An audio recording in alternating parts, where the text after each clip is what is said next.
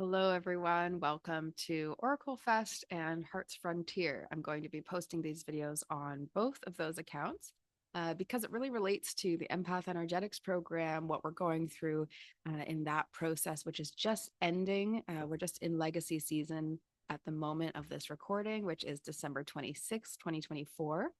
And then OracleFest is having its first ever online event end of January. So it's January 31st to February 2nd. And I thought it would be a great idea to just share this Omen Days practice with all of the people who are interested in coming, who are curious about coming out to this. You're going to also find this Omen Days practice very interesting. So if you don't know what Omen Days is, I'll repeat it. I'll probably repeat it each day a little bit, just so that people know. And then I'm going to get into a collective energy reading for the Oracle Fest attendees and Hearts Frontier folk for what 2025 holds. And so today is January. It's not actually January, it's December 26th, but this day represents January. So today I'm all going to be feeling into both here with the collective reading, but also in my own personal time. I'm keeping a few decks separate so that I can do this practice solely for my own self as well as for all of us, but keeping one part of it at least sacred for myself. I'll be doing nature walks and having reflections as I walk, feeling into the energies, the healing themes, emotions, phrases, maybe synchronicities or significant energies of each month. So I'll be feeling into today, which will be January, tomorrow, which will be February, the next day will be March, and so on and so on. So I thought I would also bring my rattle. This rattle used to have a blue jay feather at the top. It has these lovely little blue dots and is made from this old hanging of gourds. And my lovely shamanic friend, Katie, made it. So I'm going to use this to get us started to clear the energy.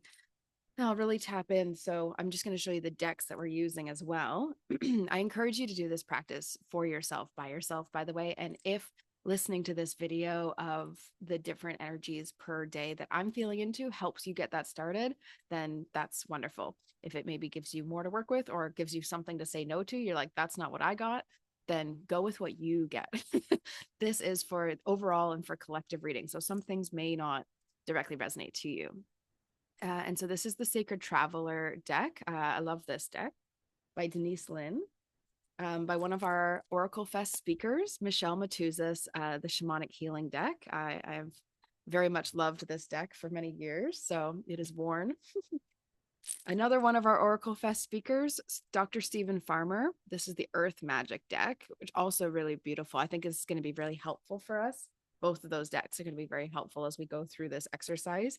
You kind of want to look, if you are doing oracle cards for this, I am also going to do these nature walks, and there's a tarot deck here waiting for me as well. So, I do like weaving in different things, but what I try to look for is oracle decks for this that will give us themes and general impressions of what might be going on. So here's the Prism Oracle. That'll be good for that.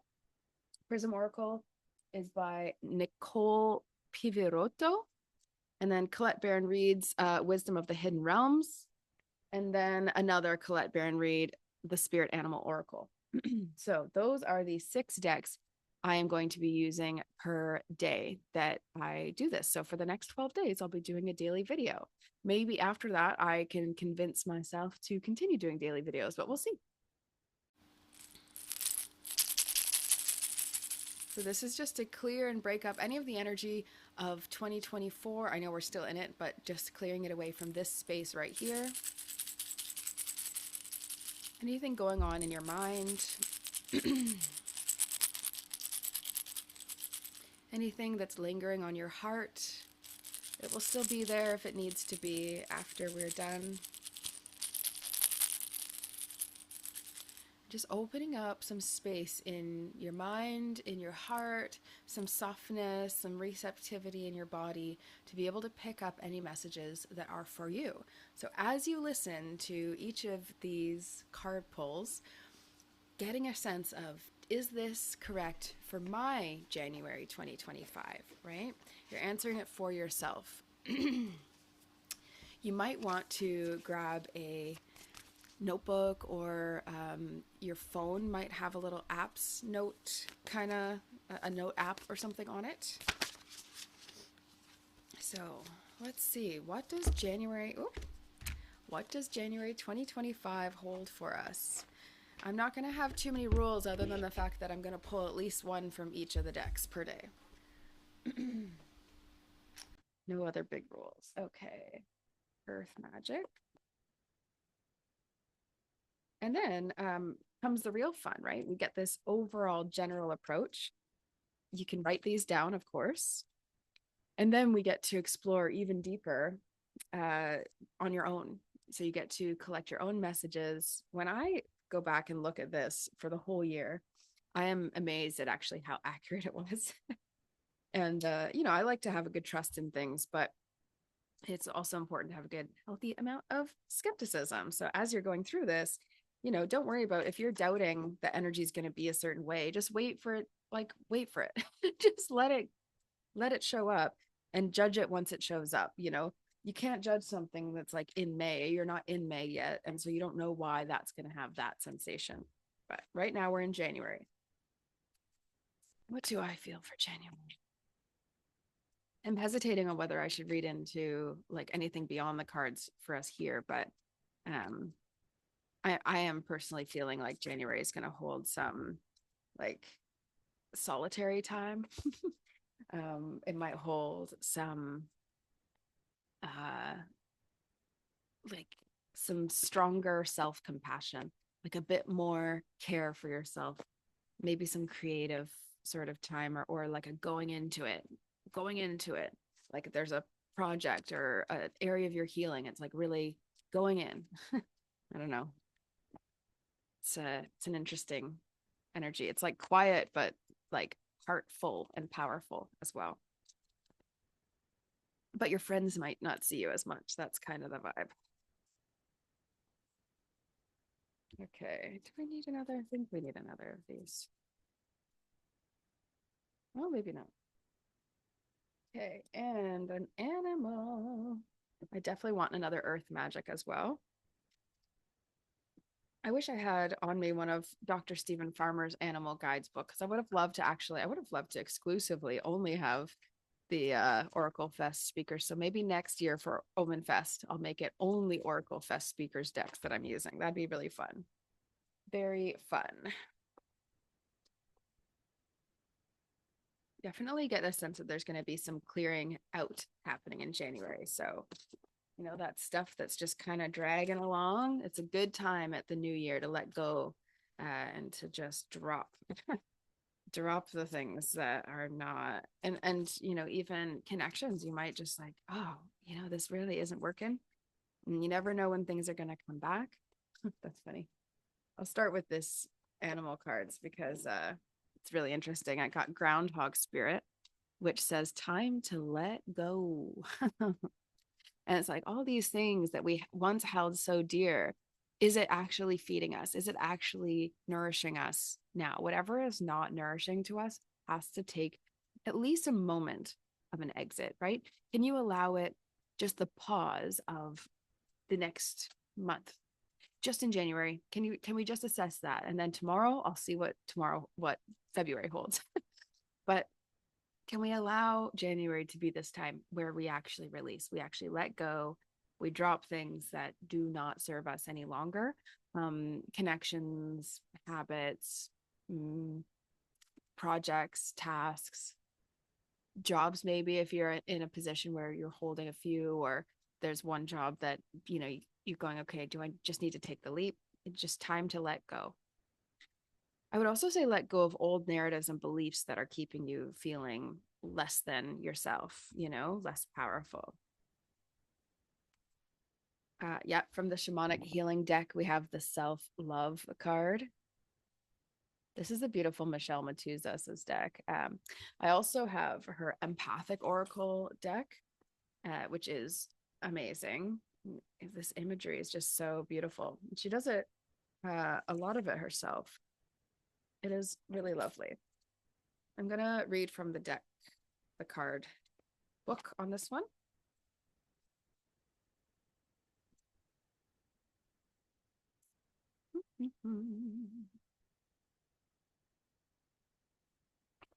We always try to think so highly of the ones we love.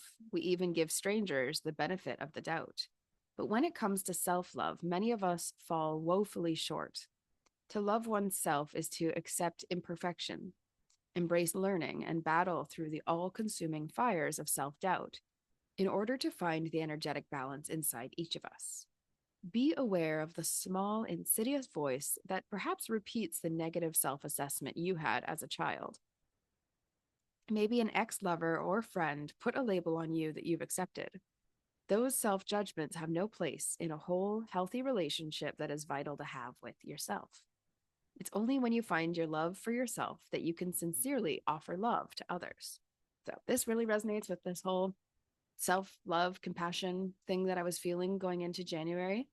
And yeah, that letting go, that actually being, I said let go, and no sooner did the groundhog jump out of the deck. So, self love and time to let go. Okay. Oh, all right. And then I also said that I was having the feeling it was going to be a more creative time. Maybe a time where we go all in, a time where we really drive forward a project or an idea, um, some sort of task, maybe that is charging you up, is exciting to you. This isn't just like a get it done for the sake of it thing. This is like it fuels you type of thing. So whatever that is that's on your mind. We have Desert, which is Vision Quest. This is from the Dr. Stephen Farmer Earth Magic deck, one of our OracleFest speakers as well. And then Dream Time, which is creation. So Vision Quest and then creation. And in older times, people would go, and actually even still today, people would go out for vision quests for a purpose. And I see this almost as like claiming some solitary time as your vision quest.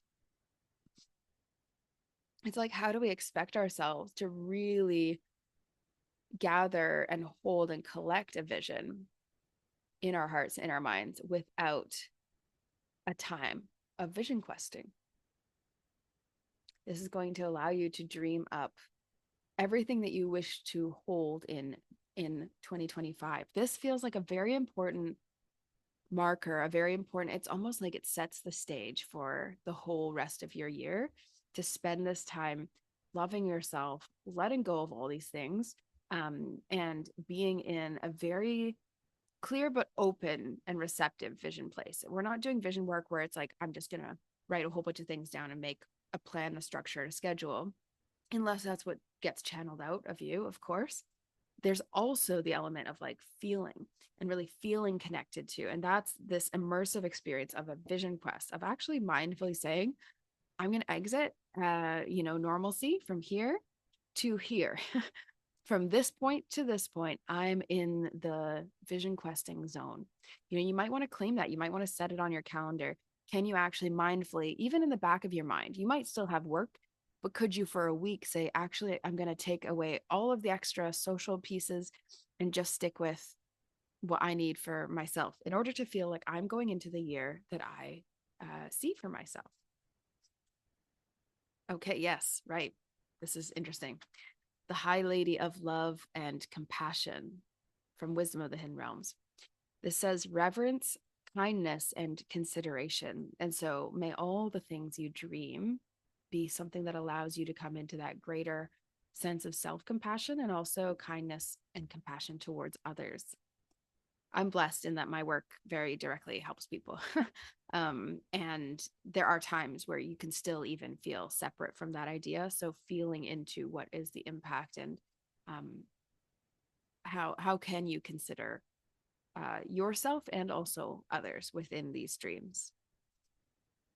Oh, the energy of January is feeling really good to me. I don't know.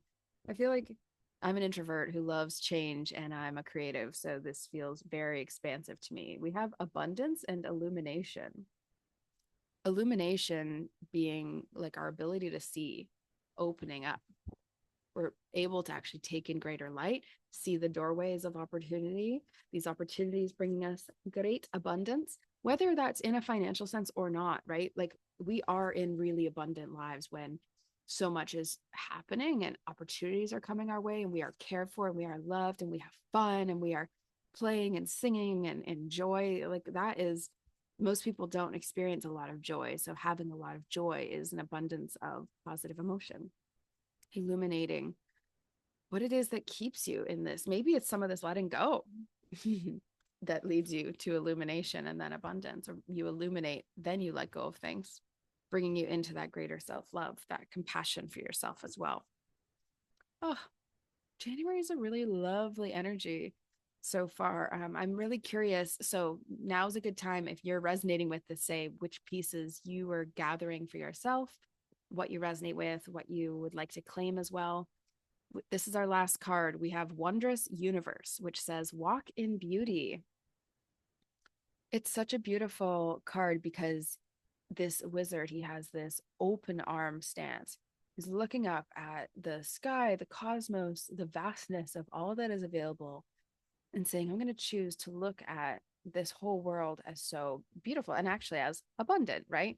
This is very much illumination and abundance energy, this wondrous universe, just to see things as wonderful, to walk in a pathway that, you know, and this is sometimes why we need a bit of that vision questing, that stepping away from normal and what we know, so we can see with clarity, okay, this is what life looks like for me when I look at everything as beautiful, and here's what I envision being created out of that beauty. So making even more beauty out of the beauty that you are given. Again, this dream time, desert and dream time. Very powerful month.